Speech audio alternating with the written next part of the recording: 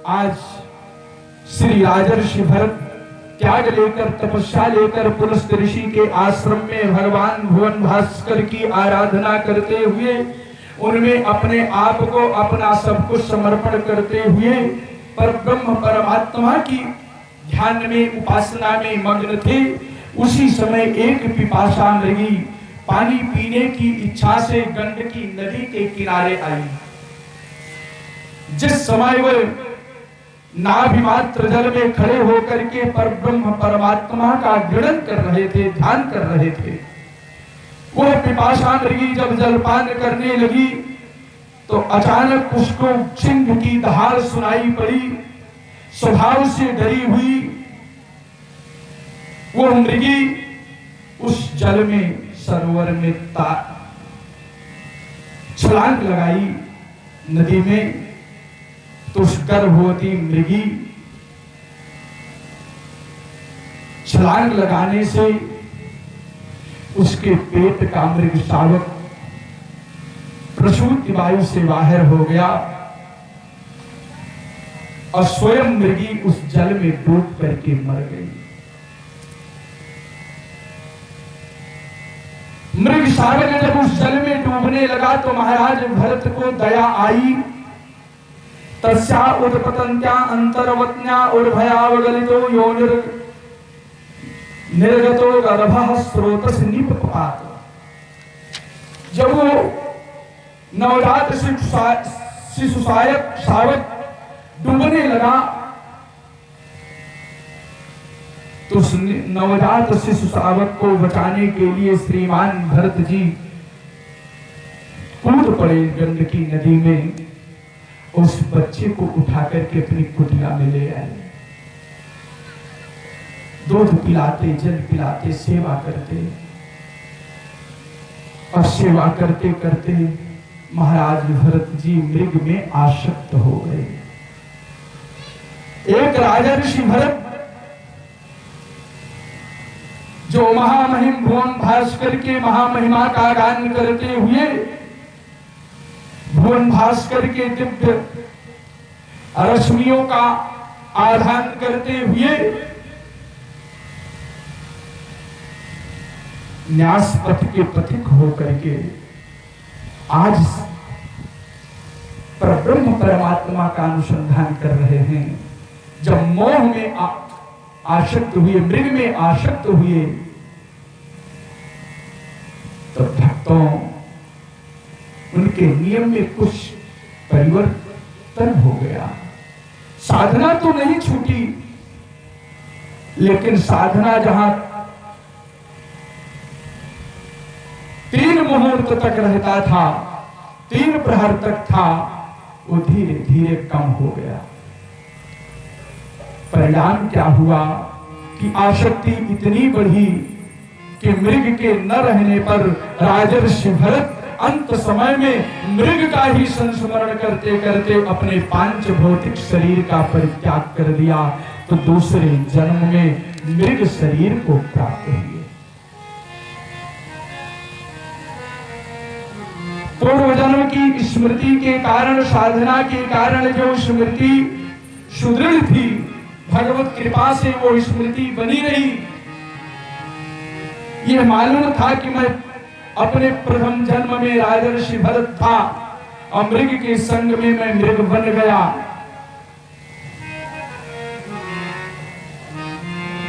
तो अपने शरीर को जल और थल में नियुक्त करते हुए, भाव की जल और थल में सर्वत्र यत्र तत्र सर्वत्र परब्रह्म परमात्मा का चिंतन करते हुए, सर्वत्र व्यापक भगवान नारायण का चिंतन करते हुए व्यापक भगवान में अपने आप को समर्पित कर दिया।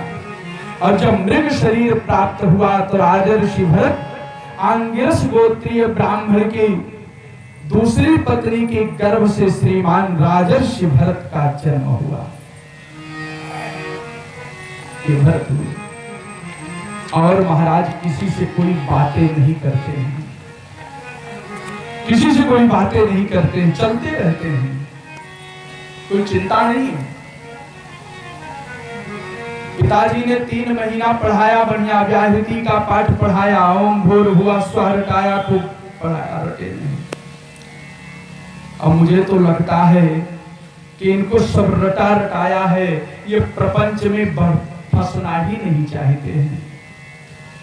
ये तो विद्यायामेव परिवसित मतियोन पर विद्यायाम जड़मिति भ्रातुरनुशासन निर्बंधान्य उत्सृजन्त। ये तो कुछ पढ़ना चाहते ही नहीं है, फंसना चाहते ही नहीं है। सोचे हैं ज्यादा पढ़ लेंगे, अच्छा अच्छा सुना देंगे तो पिताजी हमारा विवाह कर देंगे और फंस जाएंगे। इसलिए अगर आता भी था तो उसको उल्टा सीधा पढ़ते थे। पिताजी ने जनेऊ संस्कार कर दिया, पहना दिया, तो जब मन कहता चढ़ाते नहीं तो ऐसे रहते।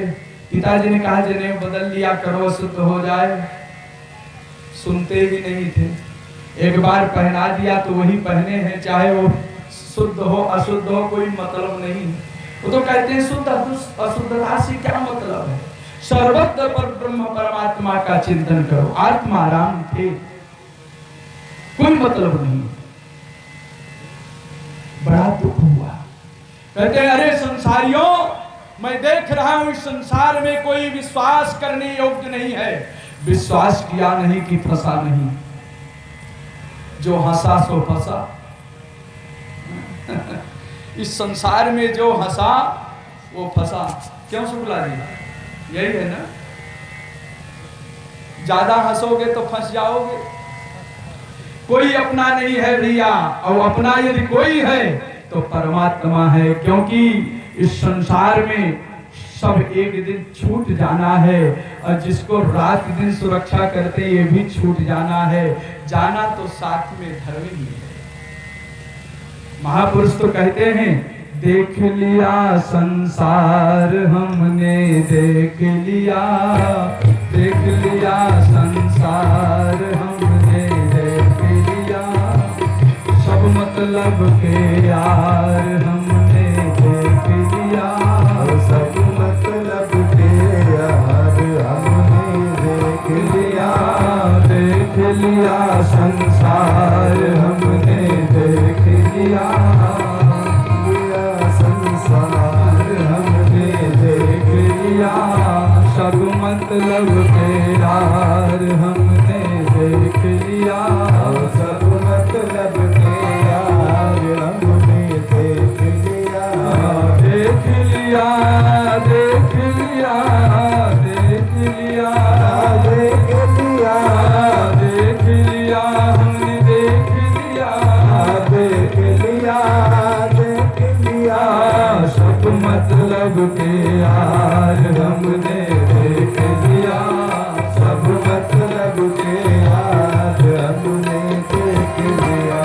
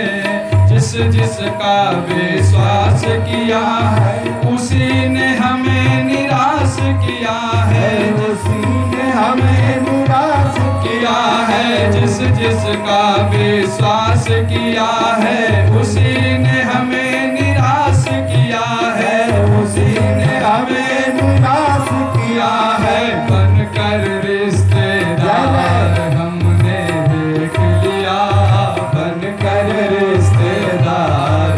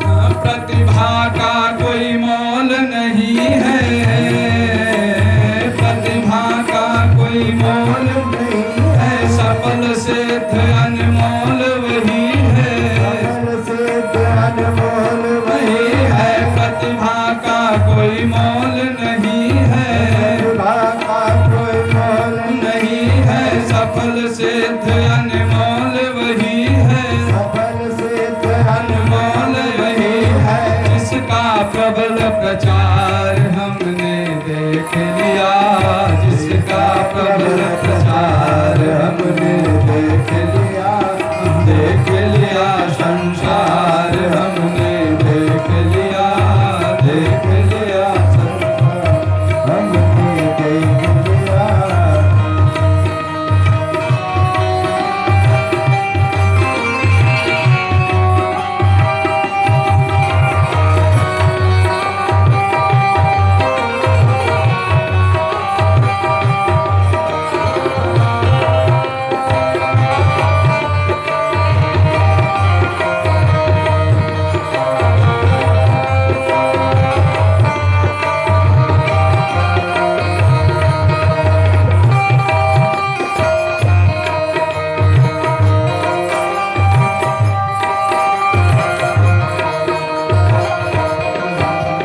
सरल संत का मूल्य न आगे, संत का मूल्य न आगे, कुटिलों के दरवाजे झांके, कुटिलों के दरवाजे झांके, सरल संत का मूल्य न आगे, संत का मूल्य न आगे, कुटिलों के दरवाजे झांके, कुटिलों के दरवाजे जाते हो जाए दीदार हमने देख लिया, हो जाए दीदार हमने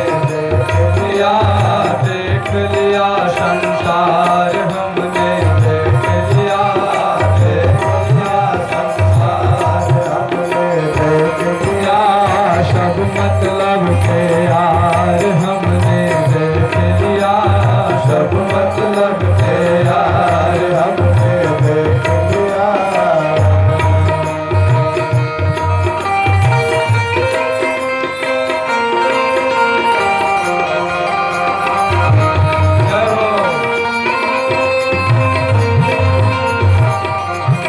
प्रेम से तालियों के द्वारा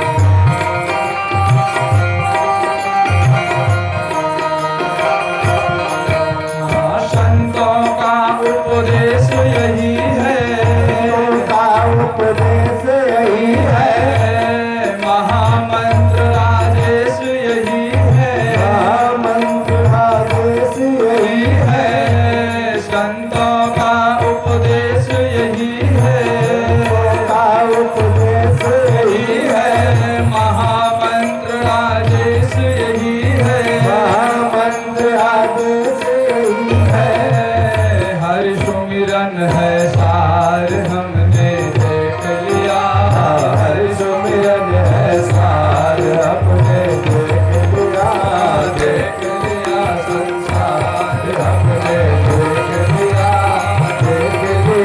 संसार, हमने देख लिया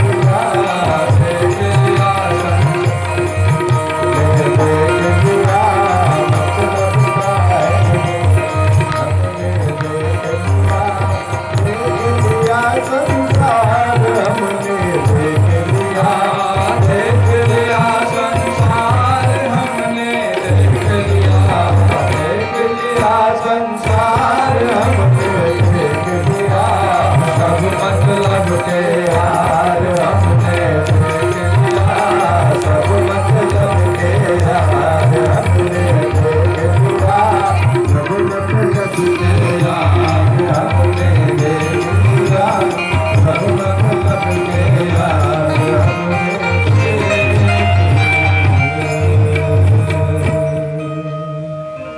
संसार तो स्वार्थी है, ये भरत जी महाराज जान रहे हैं, इसलिए किसी से बातें नहीं करते हैं।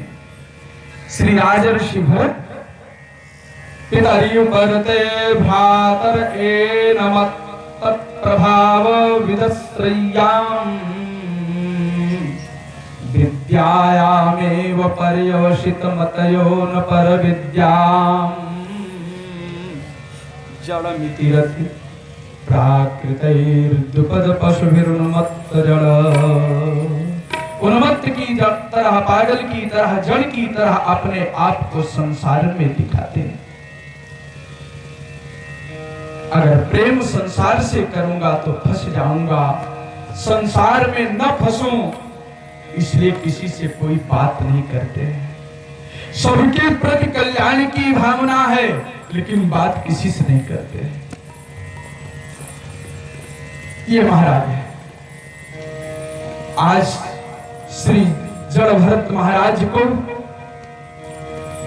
भील महाराज के कुछ सेवकों ने रात्रि के समय पकड़ करके जंगल में ले गए बलि देने के लिए।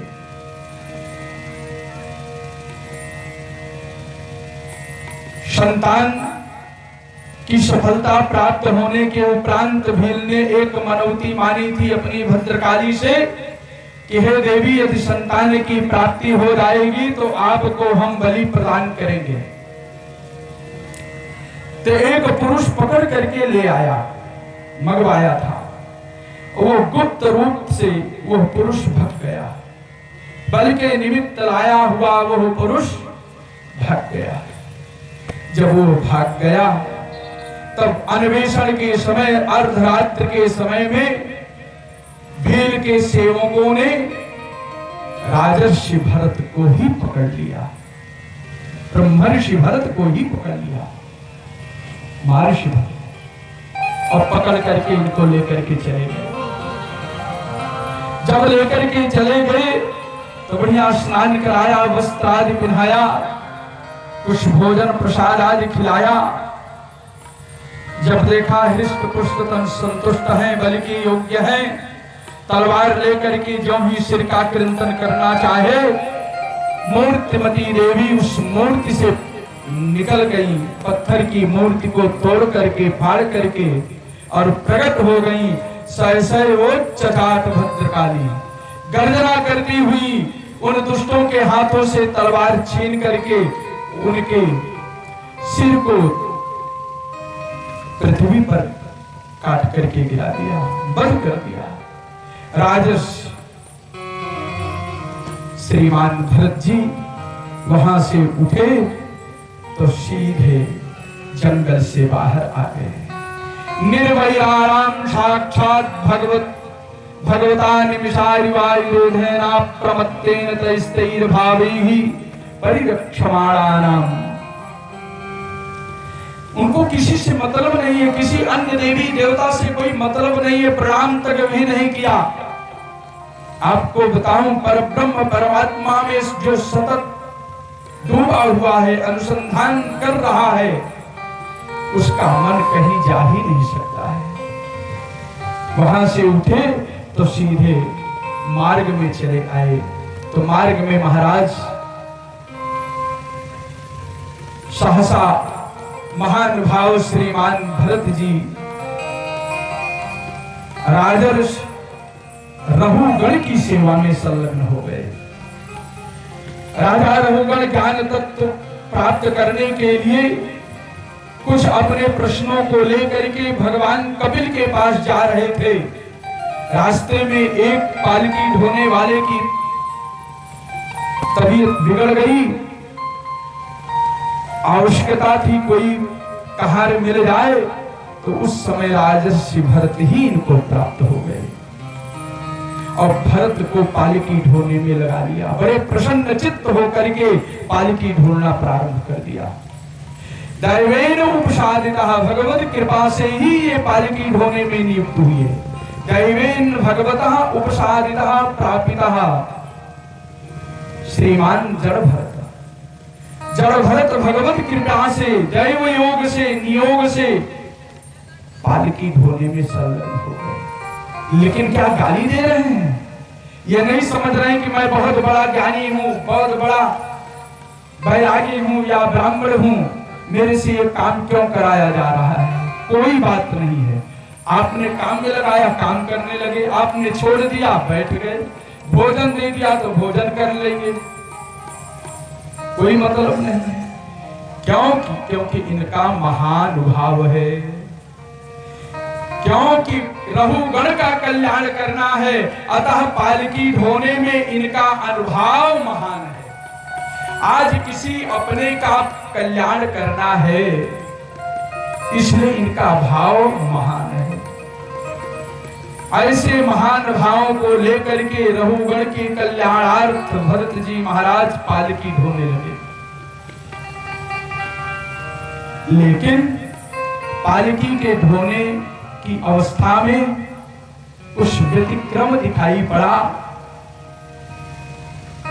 तो विषम मुह्यते यानम नीति, तो महाराज को बड़ा क्रोध हुआ। कहा महाराज, राजा रहुगण को बड़ा क्रोध हुआ, पालकी ठीक से लेकर के चलो, नहीं तो अभी उतर करके दंड देंगे। तो जो अन्य 3 कहार थे, उन्होंने सोचा कि अब महाराज अभी दंड ना दे दें, तो कहा महाराज ये जो नया नया कहार लगा है, ये पालकी ठीक से नहीं ढो रहा है। भाई ये तो संत महात्मा ठहरे, ये धीरे धीरे अपनी मस्ती में चलेंगे। भाई भक्त की मस्ती होती है, तो भक्त की मस्ती जब वो चलता है तो कथा जो सुना रहता है, वो कथा को चिंतन करता हुआ चलता है, कि बहुना गुरु उपदिष्ट वाक्य का संस्मरण करता हुआ, नाम जप करता हुआ वो चलता है, तो उसकी चाल में तो स्वाभाविक मस्ती रहेगी ही। तो ऐसे स्वाभाविक मस्ती के साथ चल रहे थे। ठीक है, डांट करके सावधान कर दिया सर। दोबारा महाराज फिर वही पालकी डिसबैलेंस, फिर व्यतिक्रम को प्राप्त हुई। तो महाराज ने पुनः क्रोध किया। सांसर्गिको दोष एवं नून में कस्यापि सर्वेषां सांसर्गिकाणां भवितुमर्हति निश्चय। ये सोचा कि संसर्ग का दोष तो सब में आ जाएगा तो यात्रा ही नहीं होगी। अगर इस एक कहानी के द्वारा हमारे 3 पालकी ढोने वाले दोष युक्त हो जाएंगे तो हमारा उद्देश्य तो सफल नहीं होगा। इस संभावना से ऐसा निश्चय करके कृपण वचो राजा रहुगण उपाश्रित वृद्धोपनिसर्गेण बलात्कृत अपने बल का प्रयोग करना चाहा। अहो कष्टम भ्रातर व्यक्तमुरु परिश्रांतः दीर्घमध्वान में एव ऊहिवान। अरे तुम बहुत थके हुए हो, इसलिए तुम पालकी नहीं ढो पा रहे हो। देख रहे हैं कि अभी अभी तो खा पी करके आए हैं, बढ़िया प्रसन्न चित्त है। जो खाया नहीं रहता है उसके मन में उदासी रहती है, चेहरा उदास रहता है, और बढ़िया खाया पिया हो तो चैतन्य रहता है। और अभी अभी स्नान भी कराया गया था, भेलों ने इनको स्नान कराया था, वस्त्र भी पहनाया था, बढ़िया कंघी शीशा भी कर दिया था, और खाए पिए थे, इसलिए चमचम चमक रहे हैं। तो इसलिए कह रहे हैं कि अहो कष्टम भ्रातर व्यक्तमुरु परिश्रांतः। अभी अभी लगे हैं, और एक कुफार बोल रहे हैं कि बहुत देर से पालकी ढो रहे हो, काफी देर से ढो रहे हो, इसलिए अध्वान में कि वो अकेले ढो रहे हो। अतः उरु परिश्रांतः, अत्यधिक परिश्रम के कारण तुम बहुत थक गए हो। सुचिरम नाति पीवा, तुम बहुत दुबले हो, इसलिए पालकी नहीं ढो पा रहे हो। और भरत जी महाराज मोटे हैं। अब रहुगण कह रहे हैं कि तुम सुचिरम नाति पीवा, तुम दुबले पतले हो। न संघननांगा, बहुत से लोग मोटे होते हैं लेकिन शरीर मजबूत नहीं होता है, क्योंकि वो देखने में मोटे होते हैं और एक बाएं हाथ से दे दो तो सीताराम हो जाते हैं। तो यहाँ राजा रहुगण कह रहे हैं कि न संघननांगा, केवल मोटे ही नहीं हो, न संघननांगा, शरीर दृढ़ है, मजबूत है, लेकिन कह रहा है कि न संघननांगा, तुम्हारी शरीर गठीली नहीं है, मजबूत नहीं है, बिल्कुल जवान है, नवयुवक है, विवाह तक भी नहीं हुआ है, मस्त हैं भगवान की भजन में, लेकिन व्यंग्यात्मक शब्दों का प्रयोग राजा रहुगण करते हुए कहते हैं कि जरसाच उपद्रुतः, तुम्हें बुढ़ापा ने घेर रखा है। जरसा, तुम बुढ़ापा से व्याप्त हो। फिर उपद्रुतः, भाव कि बुढ़ापा तो एक स्वयं की व्याधि है, जो एक अवस्था के अनुसार प्राप्त होती है। हर जीव को बुढ़ापा आना है, लेकिन कहीं बुढ़ापा के आ जाने पर यदि रोग हो जाए और कोई सेवा करने वाला ना हो, दवा भी न मिले, तब तो उसका जीवन बड़ा कष्ट में होता है। तो वही कह रहे हैं कि बुढ़ापा तो है आपको, लेकिन उपद्रुतः, तुम उपद्रवग्रस्त भी तुम्हारा जीवन है, उपद्रवग्रस्त है। भवान सखेनो एवापर एते संघटन इद बहु विप्रलब्धोप्य विद्यायारच। क्यों? तुम्हें चलना नहीं आता है। राजा रहुगण ने व्यंग्यात्मक शब्दों में भरत महाराज का अपमान किया। जब भरत महाराज का अपमान किया तो श्रीमान भरत जी ने उसको अपना अपमान तो नहीं माना, लेकिन आज रहुगण का कल्याण करने के लिए मुस्कुराते हुए सुंदर शब्दों का प्रयोग किया। जब भरत महाराज ने देखा कि ये व्यंग्यात्मक शब्द तो बोल ही रहे हैं, और बोलने के साथ साथ अब तो इतनी नीचता पर आ गए हैं कि मैं भी उतर करके आपको दंड देता हूं, लेकिन भरत महाराज ने अपनी सेविका को ढोते रहे, पालकी को ढोते रहे, और अंत में कल्याण करने के लिए सुंदर मंद मंद मुस्कुराते हुए वाणी में कहने लगे, राजन आप किसको दंड देंगे? इस शरीर को दंड देंगे अथवा आत्मा को दंड देंगे? यदि आप शरीर को दंड देंगे तो शरीर को मैं अपना मानता नहीं, शरीर तो मेरा है नहीं। और यदि आप आत्मा को दंड देना चाहते हैं तो ये आत्मा तो किसी के दंड के अधीन नहीं है, क्योंकि न जायते म्रियते वा विपश्चित नायं भूत्वा भवितावान भूयः अजो नित्यः शाश्वतोऽयं पुराणो न हन्यते हन्यमाने शरीरे। क्योंकि ये आत्मा विनाश को प्राप्त होता नहीं है। तो दंड आप किसको देंगे? शरीर को देंगे अथवा आत्मा को देंगे? यदि मोटे तगड़े की बात कर रहे हैं तो मैं जैसा भी हूं वैसा ही हूं। ये मोटा होना पतला होना तो शरीर का विकार है। यदि आपने मोटा तगड़ा शरीर को कहा है तो ये तो शरीर का विकार है। और यदि आत्मा को आपने कहा है कि मोटा है तगड़ा है, तो आत्मा तो मोटा भी नहीं होती है, पतला भी नहीं होती है। ये तो अणोरणीयान महतो महीयान आत्माश्च जंतोर निहितो गुहायाम। ये आत्मा तो सूक्ष्म से भी सूक्ष्म है, महान से भी महान है। बालाग्र सतभागस्य सतधा कल्पितस्य च। श्रुति कहती है अपने बाल के अग्रभाग का 100 भाग करो और उस 100वें का 100 भाग करो। सैव जीवः कल्पिता, वो जीव है, वो आत्मा है। तो आपने मोटा अगर शरीर को कहा तो ये शरीर मोटा पतला होता है, लेकिन शरीर को मैं मानता नहीं हूं। और यदि आपने आत्मा को कहा है तो आत्मा न मोटी होती है, न पतली होती है, न छोटी होती है, न बड़ी होती है। कि किसी के शरीर में दिखाई पड़ता है कि आत्मा इतनी छोटी है, इतनी बड़ी है? नहीं दिखाई पड़ता। और हे राजन, शरीर के 15 लक्षण होते हैं। स्थूलता, कृशता, आधि व्याधि, भूख प्यास, भय, कलह, इच्छा, बुढ़ापा, निद्रा, प्रेम, क्रोध और अभिमान तथा शोक। ये 15 जो विकार हैं ये शरीर के हैं, आत्मा में नहीं है। अज्ञान के द्वारा आत्मा में आरोपित किया जाता है।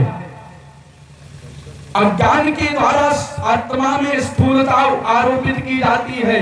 आत्मा स्थूल नहीं है, कृष्ण नहीं है। आत्मा को आदि व्याधि नहीं है। एक शरीर का रोग होता है, एक मन का रोग होता है। व्याधि शरीर का रोग है तो आदि मन का रोग है। आत्मा तो रोग रहित है, इसको रोग कहां होगा? भूख और प्यास से शरीर के ही लक्षण हैं। भय, कलह, इच्छा, बुढ़ापा आदि शरीर को ही प्राप्त होते रहते हैं। और शरीर को मैं अपना मानता नहीं। स्थौल्यम कार्षयम् आधय व्याधयश्च श्रोत्रेण भयं कलेरिच्छा जराचा निद्रारतिर्मन्युरहं मदः शुचो देहेन जात सही में नशन्ति। ये शरीरधारियों को प्राप्त होता है, मेरे में तो कुछ नहीं है। अरे इतनी बात सुनी तो जड़ भरत ने कहा पालकी रोको, यही पालकी रोको। पालकी रोका गया, पालकी से उतर करके ब्राह्मण के चरण को पकड़ लिया। प्रभु आप मुझको क्षमा कर दें, मैं तो ज्ञान प्राप्त करने के लिए भगवान कपिल के पास जा रहा था। आप बताएं कौन है? भस्म की तरह अपने आप को छिपा करके इस प्रकार से विचरण करने वाले, स्वरूप से अवधूत के रूप में, ब्राह्मण के रूप में प्रतीत होने वाले, हे शिखा सूत्रधारी, हे अवधूत वेशधारी, हे ब्रह्मनिष्ठ, हे विपश्चित, आप बताओ कौन है? कहीं आप कपिल तो नहीं है? मुझको किसी से डर नहीं लगता है, मैं ब्राह्मणों के अपमान से डरता हूं। कहीं आप ब्राह्मण तो नहीं है? कहीं आप वो कपिल ब्राह्मण तो नहीं है? आप बताएं, क्योंकि आज मैंने अपराध किया है। तन्मे भवान नरदेवाभिमान मरेन तुच्छीकृत सत्तमस्य कृषिष्ट मैत्री दृशमार्त बंधो यथा तरे सद्वध्यानमंगः।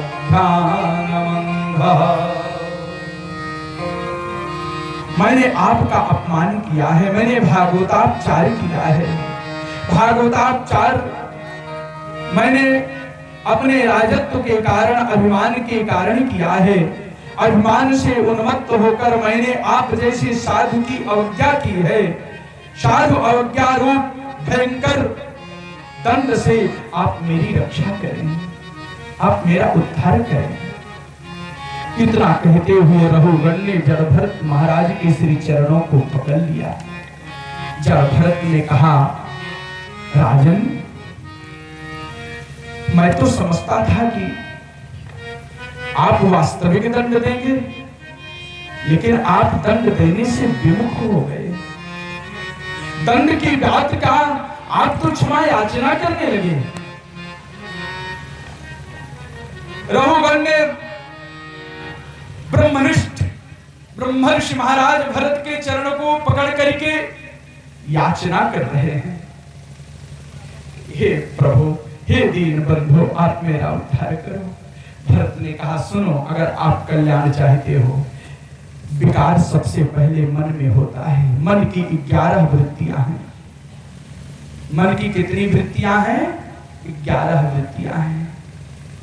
5 कर्मेंद्रियां हैं, और 5 ज्ञानेंद्रियां हैं। कल दास ने बताया था, 5 ज्ञानेंद्रियां, 5 कर्मेंद्रियां, यही मन की 11 वृत्तियां हैं। और मन के विषय कितने हैं?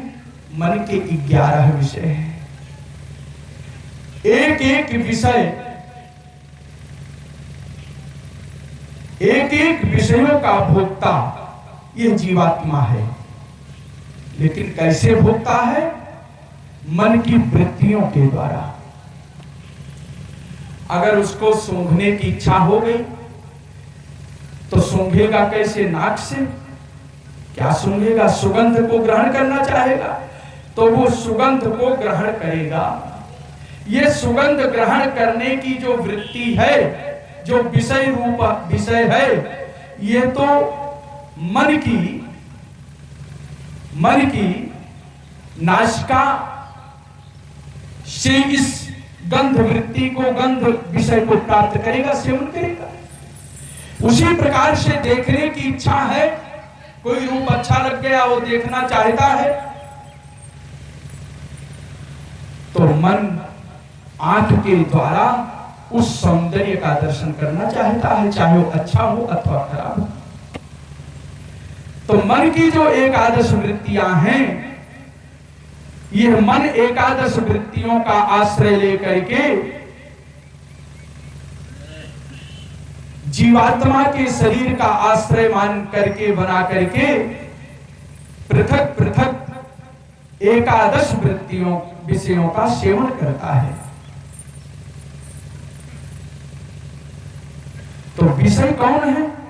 5 कर्म हैं, 5 तन्मात्राएं हैं और 1 शरीर है। रूप रस गंध स्पर्श शब्द आदि 5 तन्मात्रा है और 5 कर्म है।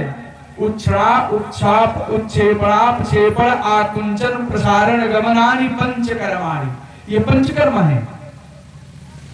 चलना, दौड़ना, बैठना आदि आदि क्रियाएं। तो इन 5 कर्म, 5 तन्मात्राएं और 1 शरीर।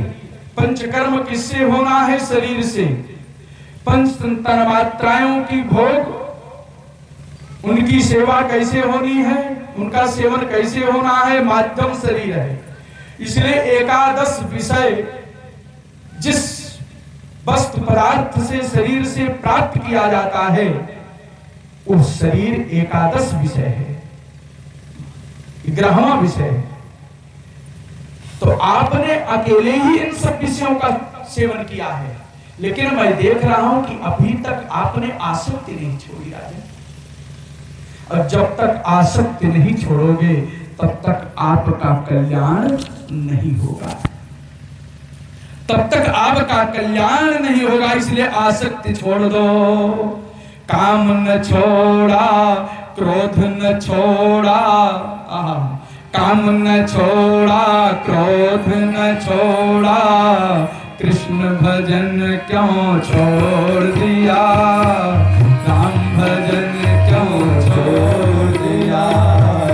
काम न छोड़ा, क्रोध न छोड़ा, तुमने राम भजन क्यों छोड़ दिया, कृष्ण भजन क्यों छोड़ दिया।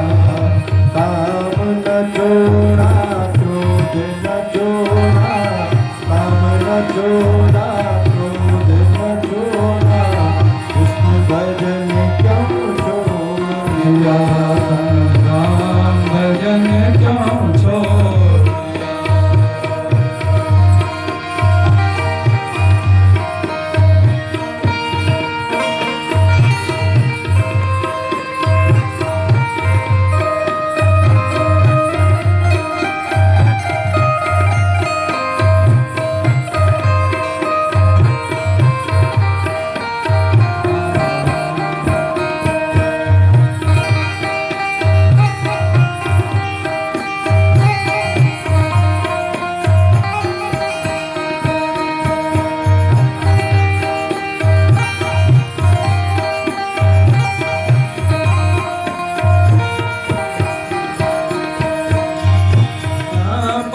मदिरा पी कर क्यों भरमाए,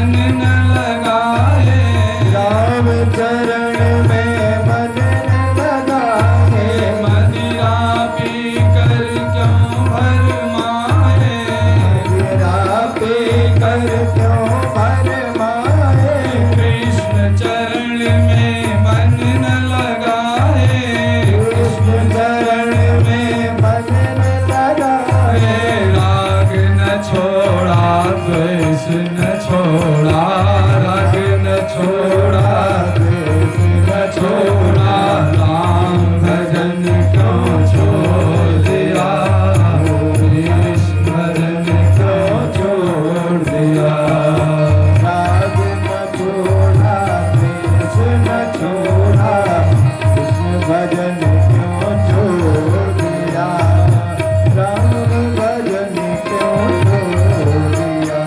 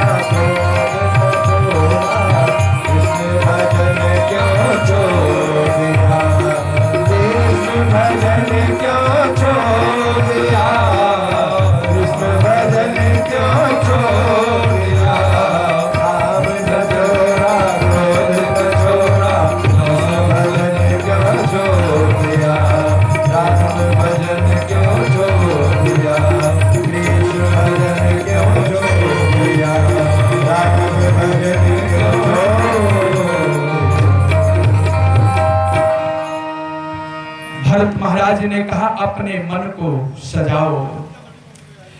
ये द्वेष की भावना, ये दंड देने की भावना, मैं राजा हूं, ये राजत्व का अभिमान छोड़ दो। मनो हि दुविधम प्रोक्तम कुमनः सुमनस्तथा कुमना वासना संगी अशुमनः प्रेम मंडितः। दो प्रकार का मन होता है, एक कुमन है, दूसरा सुमन है। हे राजन, कुमन की पहचान वासना युक्त मन को कुमन कहते हैं। कुमनो वासना संगी, लेकिन सुमनः प्रेम मंडितः, जो प्रेम मंडित मन है वो सुमन है। इसलिए अपने सुमन को भगवान की ओर ले चलो और निरपराध सेवकों को दंड देना छोड़ दो और भक्ति करते हुए, साधना करते हुए, गुरु के द्वारा, आचार्य के द्वारा प्रदत्त ज्ञान रूपी तलवार को लेकर के इस समाज में आ जाओ, धरातल में आ जाओ, पृथ्वी पर, और अपने ज्ञान रूपी तलवार से, समर्पण रूपी तलवार से संसार रूपी वृक्ष को उच्छिन्न कर दो। और जब ये संसार रूपी वृक्ष कट जाएगा तो वृक्ष के नष्ट हो जाने से, वृक्ष के नष्ट हो जाने से मोह का नाश हो जाएगा। और जब मोह का नाश हो जाएगा तो भगवत स्मृति आपको आ जाएगी। भगवत स्मृति आ जाने से भव का संतरण हो जाएगा। इसलिए ज्ञान से मोह नष्ट हुआ, क्योंकि मोह नष्ट करने के लिए ज्ञान की आवश्यकता है। तो ज्ञान क्या है? तलवार है। तो ज्ञान रूपी तलवार से हमने मोह रूपी संसार को, वृक्ष को काट दिया। जब ज्ञान रूपी तलवार के द्वारा मोह रूपी वृक्ष समाप्त हो गया, तब आप प्रेम से सत्संग प्राप्त करते हुए, संतों की सेवा करते हुए, परम प्रियतम श्याम सुंदर ब्रजेंद्र नंदन नंदन श्री कृष्ण चंद्र भगवान की मंगलमयी पावनमयी कथा सुधा का रसास्वादन करो। जब कथा सुधा का श्रवण करोगे, कथा का गान करोगे, तो युग युगांतर, जन्म जन्मांतर, प्रलय प्रलयांतर की जो भूली हुई स्मृति है, वो स्मृति हमारे अंतःकरण में जागृत हो जाएगी। और स्मृति के जागृत हो जाने से अध्वरः पारम याति। हे राजन, आपका उद्धार हो जाएगा, आप चिंता मत करो।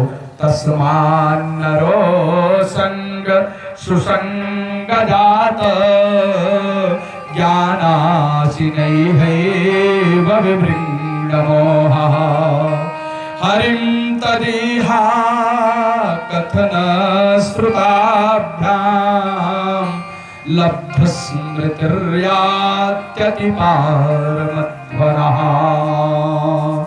आपका उद्धार हो जाएगा।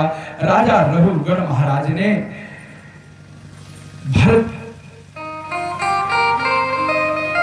की वाणी का विश्वास किया, सत्य प्रभाव पड़ गया और सबसे विरक्त होकर के और परम पिता परमात्मा के ध्यान में लग गए। यही आचार्य का काम है, यही गुरु का काम है जो आज भरत ने किया है। एक डूबते हुए अपराधी को, एक अभिमानी को आज भरत महाराज ने मुक्त कर दिया। यह भागवत की कथा धन्य है जो हम आप जैसे अज्ञानियों को सदा